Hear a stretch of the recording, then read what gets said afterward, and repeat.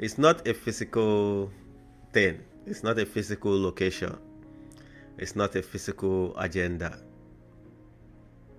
As Jesus is with the Father, so he wants us to be. So how is he with the Father? One purpose with the Father.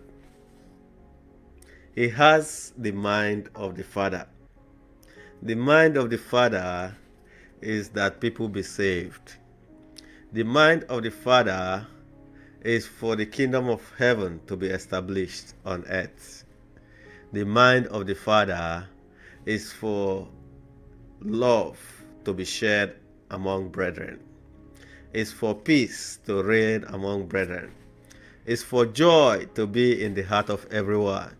It's for people to know the truth, which is the word of God.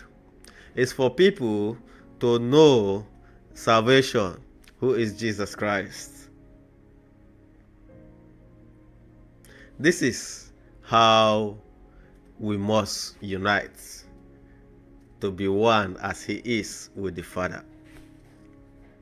So we'll look for the intention of the Father, our God, which is for people to love themselves, which is for people to know the truth.